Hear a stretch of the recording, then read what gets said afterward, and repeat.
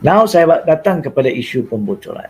Menurut berkaitan kes Rosmah Mansur ini, pada 26 hari bulan Ogos yang lalu, makna kata hari Jumaat yang lalu, dilaporkan oleh media bahawa terdapat suatu yang dikatakan sebagai alasan penghakiman oleh portal Malaysia Today yang telah pun diterbitkan oleh Malaysia Today, mengatakan ini adalah alasan penghakiman yang telah disediakan walaupun keputusannya adalah pada 1 September nombor 1.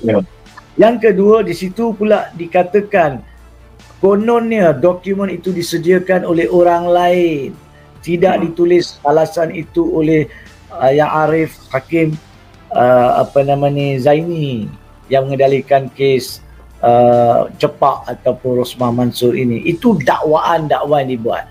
Tetapi dokumen yang tertular di situ ada beberapa bentuk dalam pahaman saya. Ada yang berbentuk beberapa muka surat dikatakan summary ataupun ringkasan penghakiman. Kemudian ada yang 60 lebih muka surat, dikatakan jumlahnya 60 lebih muka surat. Tapi kalau tuan-tuan dan puan-puan melihat pada hari ini, alasan penghakiman yang saya sebut tadi 116 muka surat. Tak sama pula jumlahnya dengan apa yang didedahkan oleh Malaysia Today. Kalau sama jumlah muka surat, sama perenggan ke perenggan, bolehlah masuk akal.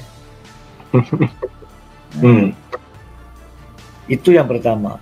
Tetapi apabila dakwaan itu dibuat oleh Malaysia Today, dan Malaysia Today seperti yang dimaklumkan oleh kepada orang ramai adalah dikendalikan oleh Raja Petra Kamarudin atau lebih dikenali sebagai RPK, dan dikatakan juga berpengkalan di Manchester, United Kingdom. Nah, apabila itu terdedah secara hormat dan secara betul dan tepat, pihak mahkamah melalui pendaftar Mahkamah Persekutuan telah membuat laporan polis untuk memaklumkan kepada pihak berkuasa, ya, ada pembocoran dokumen mahkamah. Ingat ya, mahkamah dalam laporan polis mengatakan ada pembocoran alasan penghakiman, sebab dokumen itu bukan pun alasan penghakiman. Tapi ia adalah dokumen mahkamah. Dokumen-dokumen mahkamah ni adalah sulit. Adalah private and confidential dan tertakluk kepada Akta Rahsia Rasmi OSA. Sedangkan senarai hakim yang mendengar kes Mahkamah Raya yang pernah kita bincang sebelum ini, ya, Saudara Regi, tidak pun boleh didedahkan sebelum hari perbicaraan.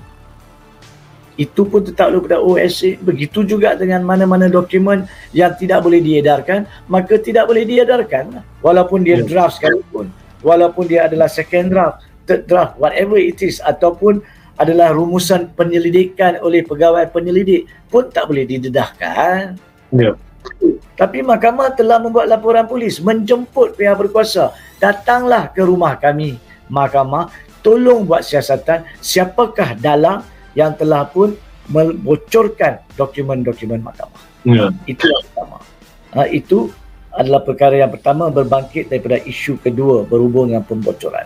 Yang ketiganya, pada masa yang sama, secara kebetulan yang mustahil, saya katakan kebetulan yang mustahil sebab terlampau banyak kebetulan, maka dia jadi mustahil nak kata kebetulan. Dia menjadi suatu keadaan yang disengajakan mungkin. Alasan penghakiman di Mahkamah Persekutuan pada 23 hari bulan Ogos 2022 berkaitan rayuan terakhir Najib Razak, salah satu daripada penghakiman itu telah juga sebelum itu dibocorkan beberapa jam sebelum itu. Dan secara kebetulannya oleh Malaysia Today yang dikendalikan oleh RPK. Maksudnya kalau dokumen Najib, kes Najib telah terbocor kepada Malaysian Insight contohnya, ataupun Malaysia Kini ataupun Regi Jesse Ritaudin contohnya, dan satu lagi pergi kepada Free Malaysia Today atau Malaysia Today, maka saya nampaklah kebetulan penerbit berbeza-beza. Tapi kenapakah kedua-dua pembocoran, dan di situ pun Di situ makna kata kes Najib Razak SRC pun pihak mahkamah telah membuat laporan polis. Situ pun dibocorkan ataupun diterbitkan oleh Malaysia Today juga. Aneh kan? Apakah kaitan Malaysia Today dengan pembocoran?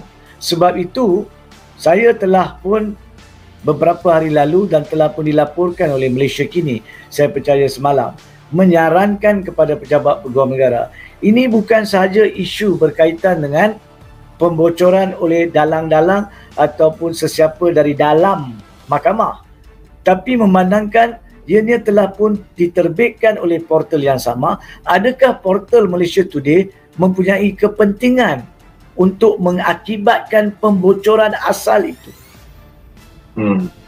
Dan Malaysia Today pun wajib disiasat, dan mana-mana pihak lain pun jika mereka adalah dalang yang menyebabkan pembocoran dari dalam kepada luar.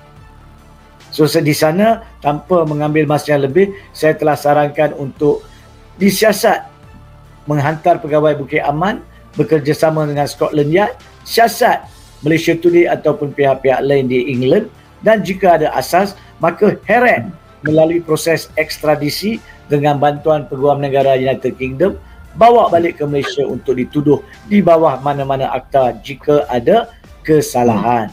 So itu yang kedua dan ketiganya, iaitu tindakan boleh diambil, dan mahkamah pun tak menyelindung sesiapa yang telah membantu orang yang meminta pembocoran daripada disiasat. Mahkamah yang jemput polis datang siasat. Tetapi pokoknya di sini, adakah apa yang didedahkan itu sebenar-benarnya adalah alasan penghakiman? Perkara itu terselah hari ini apabila seperti yang kita tahu, lewat semalam, minta maaf, lewat pada hari Selasa 30 hari bulan Ogos, satu permohonan telah dibuat oleh Peguam Rosmah Mansur di Mahkamah Tinggi Kuala Lumpur yang Arif Zaini tersebut, di mana mereka telah memohon agar hakim ini, sekali lagi terdapat beberapa permohonan yang Rosmah Mansur buat untuk menggugurkan hakim tersebut. Saya ini adalah permohonan keempat, tak silap saya, untuk menggugurkan Hakim Zaini daripada mengendalikan atas alasan bahawa terdapat pembocoran alasan penghakiman. Itu perkataan digunakan, alasan penghakiman, dan yang dipercayai tidak kononnya ditulis oleh beliau. Dan oleh itu mereka memohon agar keputusan ditangguhkan. Secara lanjut mereka memohon, jika betul perlu gugurkan hakim, maka batalkan perbicaraan yang telah dijalankan, ulang bicara di hadapan hakim yang lain. Ini secara ringkas yang mereka buat. Saya tidak akan menegur di sini sama ada permohonan itu mempunyai asas ataupun tidak pada masa yang difailkan. Kita boleh faham sebab ada laporan dibuat oleh Malaysia Today, maka Peguam Rosmah mungkin akan gusar, betul ke ini penghakiman? Sebab penghakiman belum dibaca lagi. So pada masa itu, siapa pun yang baca laporan Malaysia Today mungkin akan mempercayai itulah alasan penghakiman yang dikatakan 2-3 muka surat ringkasan dan 60 lebih adalah alasan penghakiman.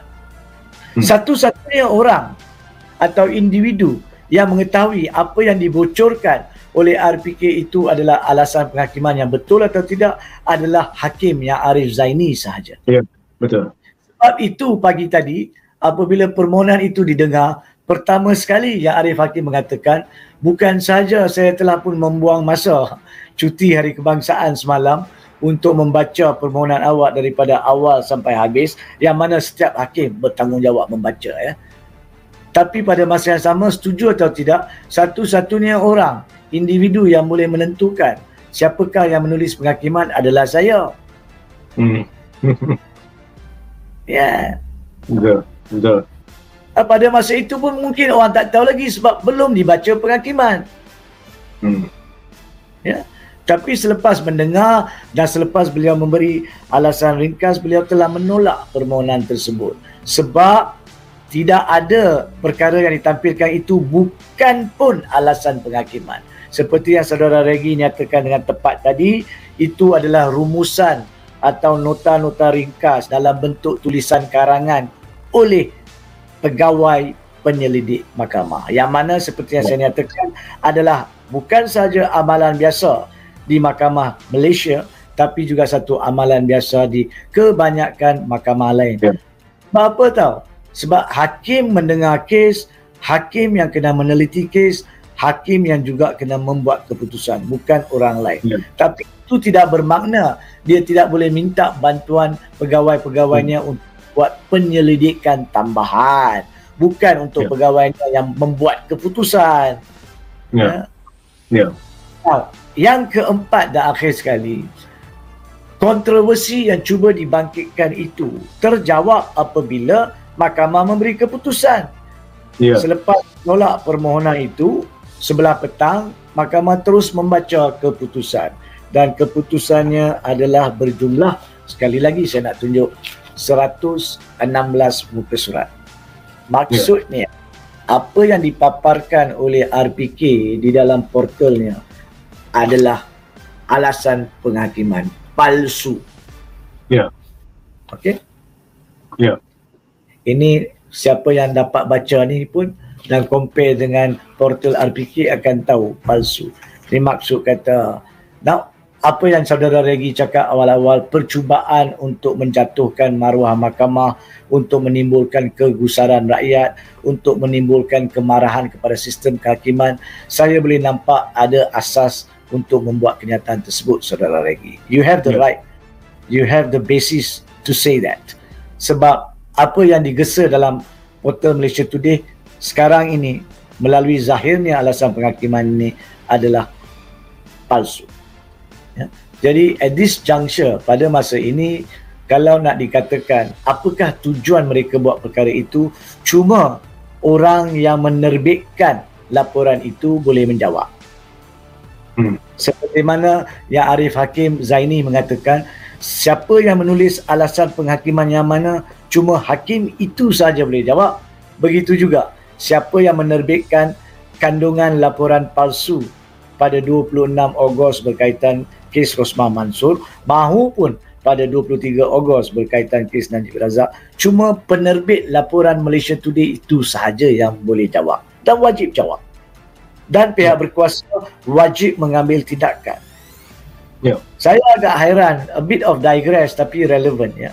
Pada petang tadi, tengah hari tadi, saya ternampak tapi saya tak sempat nak baca dengan lebih lanjut sebab berbagai urusan lain, di mana ada petikan kenyataan Hamzah Zainuddin apabila beliau ditanya oleh pemberita macam mana dengan pembocoran perjanjian antara Muhyiddin dengan Ismail Sabri, ya betul. Dan beliau menjawab, tanyalah RPK. Saya rasa seorang menteri dalam negeri memberi jawapan seperti itu walaupun mungkin seloroh agak menghampakan saya. Sebab beliau sebagai menteri dalam negeri sewajarnya dengan beliau telah melihat apa yang telah salah dilakukan oleh pihak-pihak ini dalam isu mahkamah, kes Najib Razak SRC dan sekarang ni Rosmah Mansor Jepak. Sepatutnya dia mintanya kepada pihak berkuasa, pejabat peguam negara, apakah mereka sedang lakukan? Adakah mereka sedang menubuhkan satu pasukan untuk menghantar pegawai-pegawai Bukit Aman bekerjasama dengan pegawai-pegawai Scotland Yard, iaitu Bukit Aman di London lah, Scotland Yard, untuk pergi siasat RPK dan Malaysia Today ataupun mana-mana orang lain, kita tidak tahu. Mungkin ada penerbit palsu di sana yang menggunakan portal Malaysia Today secara salah dan menuding jari kepada RPK. Itu mungkin pembelaan RPK. Siapa yang buat salah perlu disiasat dan perlu diheret. Sebab bagi saya, apabila you nak menjatuhkan nama baik mahkamah, keadilan di Malaysia, ianya bukan sahaja merupakan kesalahan di bawah kanun keseksaan, tapi ianya juga merupakan satu bentuk hasutan. Dan harus dibawa, diekstradisi ke sini dan dituduh. So, saya harap apa yang telah saya kupas dari 4 perspektif yang berbeza dapat menjawab segala kegusaran yang ada dalam minda saudara Regi dan yang lain berkaitan perkara ini. Terima kasih.